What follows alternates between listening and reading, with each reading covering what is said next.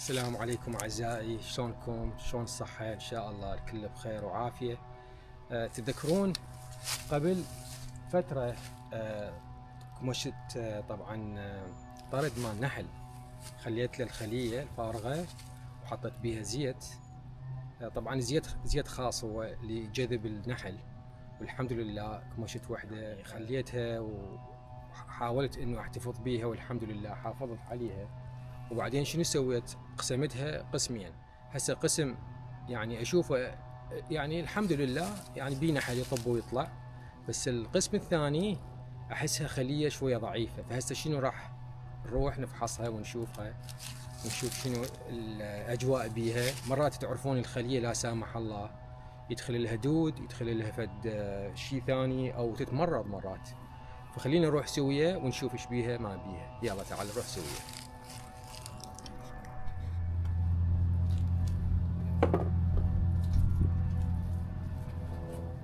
العدة اللي هي تحتاجها دائما أكثر الأحيان فرشة، وهذا اللي يفتح الإطارات، وهذا اللي يلزمهن ويشيل. الصراحة أهم شيء هو إنه تغطي راسك. ليش؟ لأن دائما النحل إذا يريد يلدغك يجي للرأس، يعني للوجه. بس الحمد لله صرنا جاهزين، ويلا خل نروح. هاي طبعا الخلية الأولى.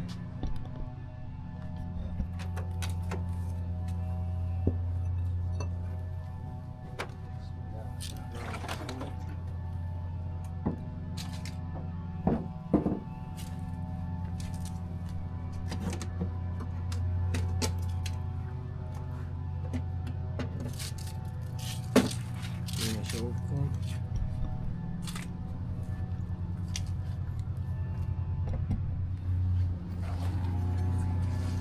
طبعا اريد اشوف الملكة. اذا راح اشوف الملكة. اوكي، الظاهر انه اكو فد مشكلة بهاي الخلية. المشكلة انه اكو تعفن. طبعا هذا التعفن يصيب الخلية يا اما شوفوا هاي التعفن. طبعا هذا مرض اللي هو تدخل فد حيوانات غريبة، او مرات يدخل ماي.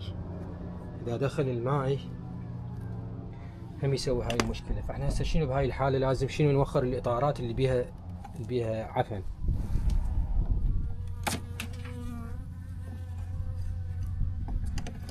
والصراحة ما اعرف هاي الخلية اذا راح تقاوم هذا البرد. ما عندنا برد، يعني احنا برد قوي مقارنة بالولايات الشمالية. يعني احنا اليوم بشهر الواحد سنة 2025 يوم 1، يعني 1/1.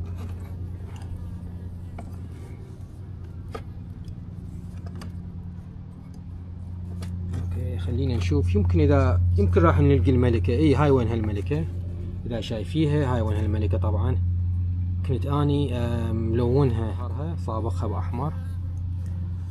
الله اعلم اذا راح تقاوم او لا. شوف هاي يرقات مال شنو، نشوفها. هاي من علامات ضعف الخلية او ضعف الملكة، وعدم يعني وضع البيوض كثرة. فشنو شوف دود. تشوف مثل ما هسه انتم جاي تشوفون شلون مضروبة هذه.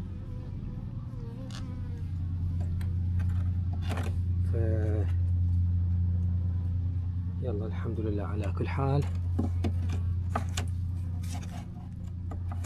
خطية يعني ما اتصور بعد راح او بالاحرى خليني اطلع هذا الاطار.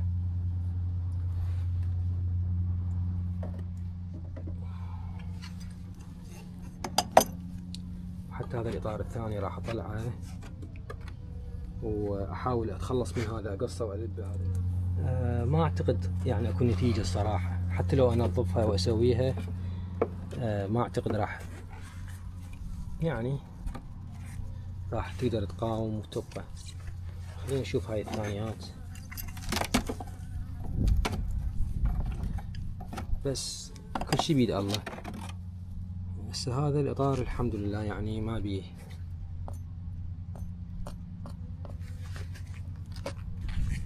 مشاكل هواي.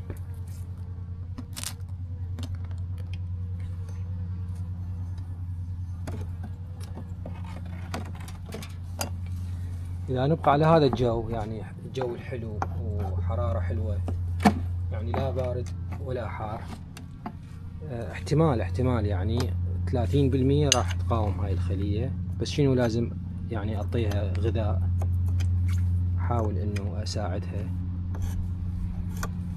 فراح أحاول يعني، وكل شي بيد الله سبحانه عز وجل.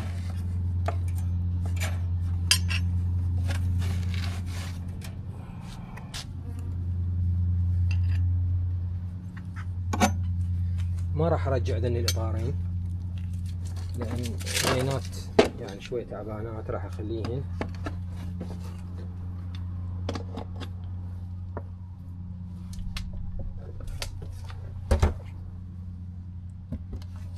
راح اخليهن اطارات جديدة، يعني اغير ذني الاطارين، اخليهن اطارين جديدات، واحاول انه اعطيهن غذاء، ونشوف ان شاء الله خير.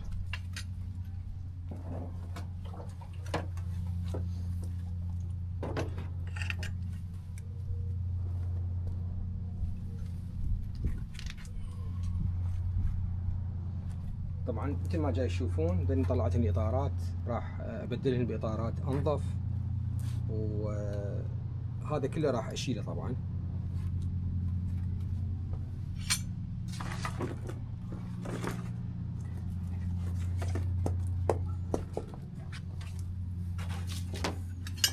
هسه لازم شنو، راح اخلي هاي القطعة البلاستيك اللي هي شوية تحفظهن من البرودة او الهواء.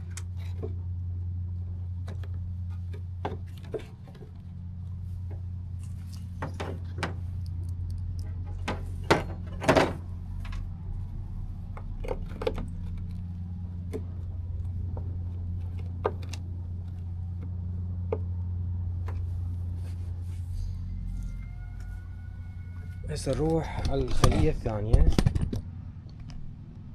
الخلية الثانية إن شاء الله قوية وما بيها أي مشاكل.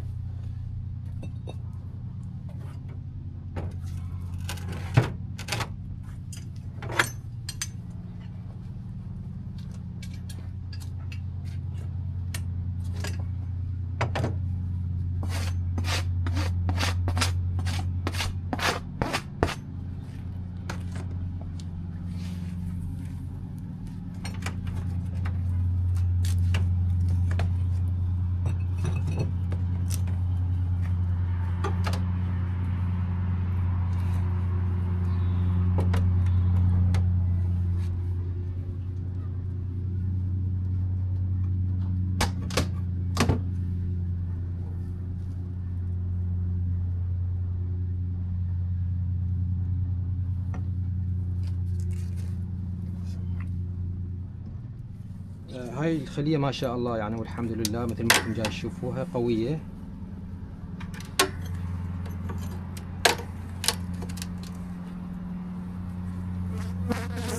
هاي القطعة اسمها كوين اكسكلودر. الكوين اكسكلودر شو تسوي؟ تمنع الملكة من ان تصعد للطائرات اللي يخلن بيها عسل، حتى الملكة ما تخلي بيها بيوض.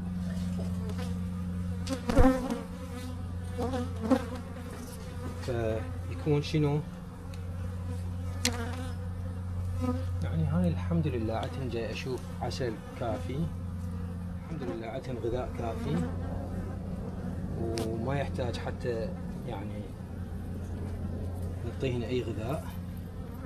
هسه شنو ان شاء الله راح ارجع الاطار عليهن.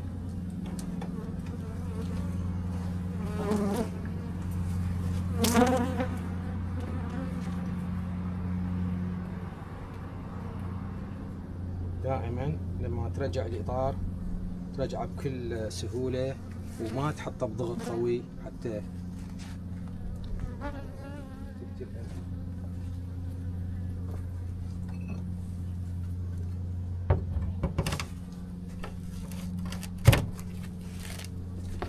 راح نحط هذه القطعة حتى شنو يبقى لنا ان شاء الله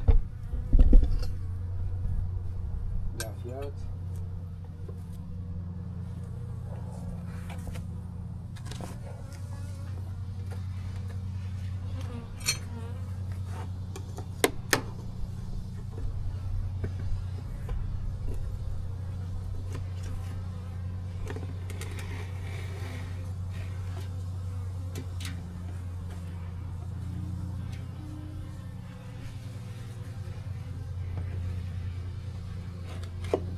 يا معودات شوية بس بدي احط لك هاي.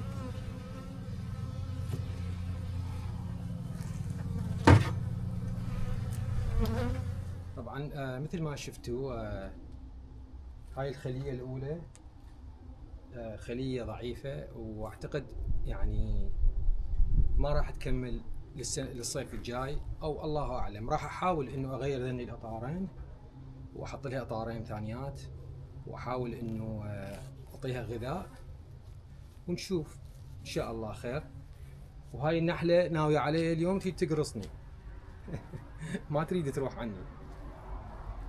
والخلية الثانية هي هاي الأصلية الأساسية، إذا تتذكرون هناك كمشتها الحمد لله مثل ما جاي تشوفون خلية قوية، وما تحتاج يعني انه افتح الاطارات ويعني اطلعهم حتى اشوف، لان شنو العسل هو علامة من علامات الخلية الناجحة بهذا الوقت اللي هسه احنا في شهر الواحد. وان شاء الله راح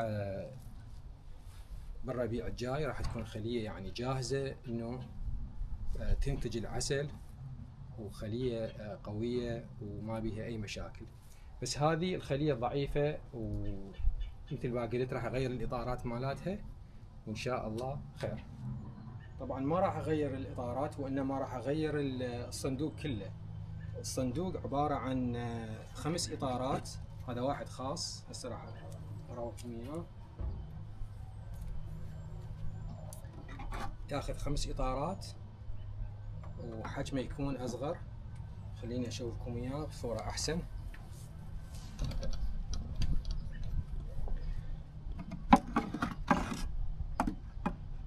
هذا هو اللي احنا نسميه هنا نوك بوكس. يجي 5 اطارات، ويعني شوية يحافظ على الدفو، الحرارة تكون شوية اكثر، لان ذاك حجمه يعني شوية كبير، فالحرارة صعب يعني تنبني بيه، وخصوصا بعددهن القليل يعني. فان شاء الله هذا راح شوية يساعدهن على الاحتفاظ بالحرارة بداخل الخلية، ويعطيهن شوية قوة. وهذا الغذاء اللي أنا أسويه عبارة هو عن عسل وماي وشكر، وأحط له حبوب اللقاح، يعني يكون لا ثخين ولا خفيف، بس يعني عبارة عن شوية بروتين قوي بالنسبة لهن، وغذاء بنفس الوقت بالشتاء يتغذن عليه. احاول راح انقل الملكة واللي وياها النحلات اللي وياها بهذا الصندوق، واخلي الصندوق بمكان ذاك.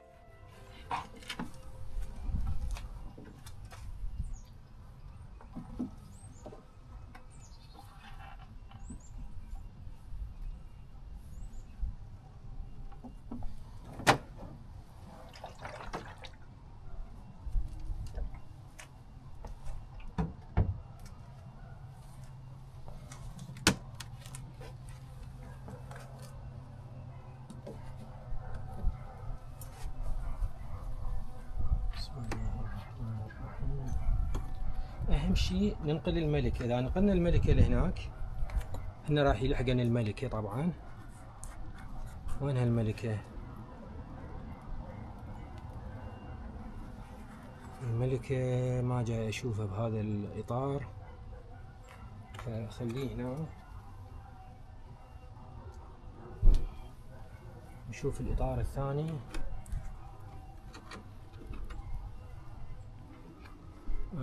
هاي وين هالملكه؟ اذا تشوفوها راح اجيب الملكه واخليها هنا. طبعا الطريقه الافضل راح اروح اجيب اكو عندي مثل القفص صغير يسمونه كوين كيج، راح اخليه بالملكه واحبسها هناك احسن، لان اذا ما احبس راح تظل تطلع.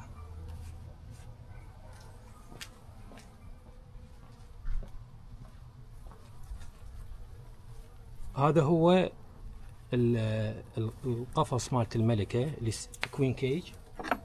ايش راح اسوي؟ راح افتحه بهاي الطريقه وادخل بيه الملكه واحبسها بيه.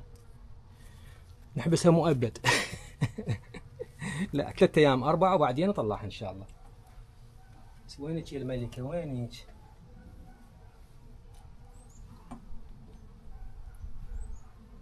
نشوفها وين راحت.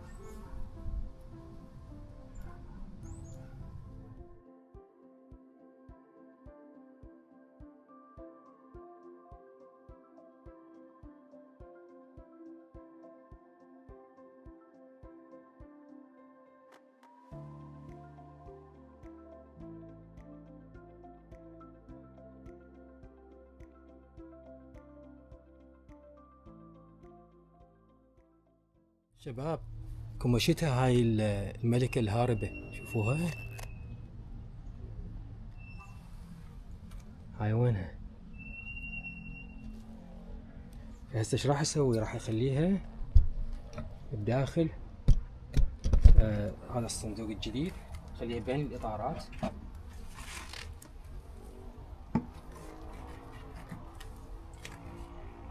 بسم الله الرحمن الرحيم.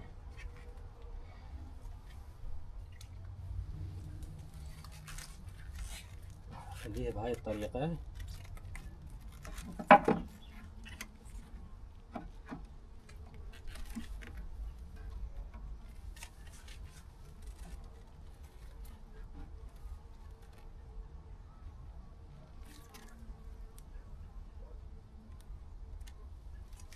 واحط هذا الاطار الثاني.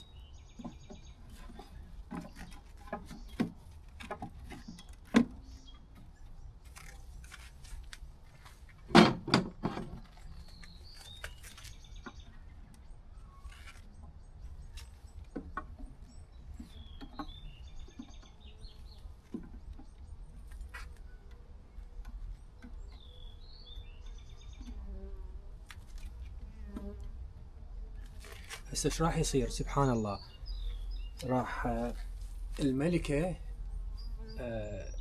تبث فد إشارة أو عطر تقول للنحلات شغالات إنه أني هنا حاليا بهذا الصندوق، وهن على ضوء هذا العطر أو على ضوء هاي الإشارة راح يدخلن منها ويدخلن للملكة ويحاولن إنه يغذن الملكة، رغم إنه هي بهذا القفص الصغير راح ينطنها غذاء يساعدنها على البقاء على قيد الحياة. راح دخلت لي نحلاية برجلي. هذا الغطاء انه راح اخلي شنو الغذاء بهاي الطريقة، فهنا راح يتغذن من عنده بهاي الطريقة اعزائي.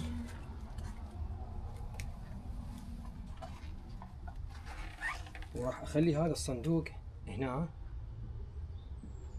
ليش؟ حتى النحل الباقي من ذيك الخلية ما راح يجي ويدخل، ما راح يجي ويشوف هذا الغذاء ويدخل على هاي الخلية الضعيفة ويهجم عليها وياخذ نوعتها الغذاء.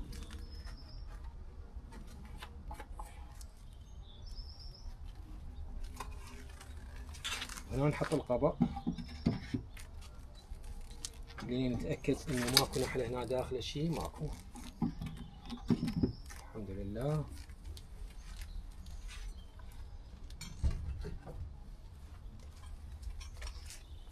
نحط هاي الحجارة.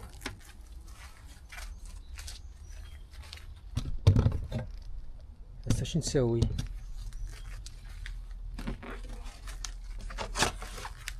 الإطارات اللي بيها النحلات راح أخليها هنا قدام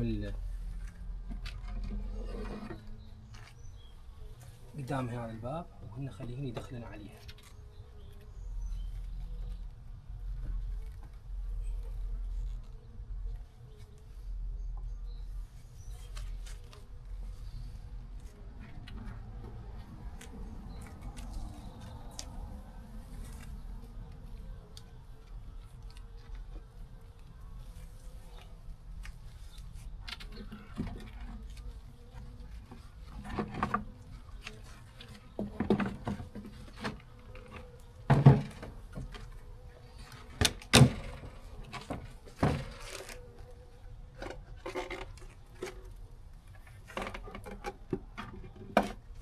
طبعا حطيتهن بهاي الطريقة ليش؟ فالنحل يستفاد من عنده، يكون افضل انه ياكله بدال ما اني اذبه او اخليه ويبس ويروح حرامات.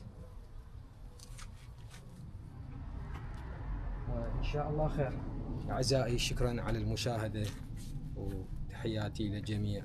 كل عام وانتم بألف خير ان شاء الله. في امان الله.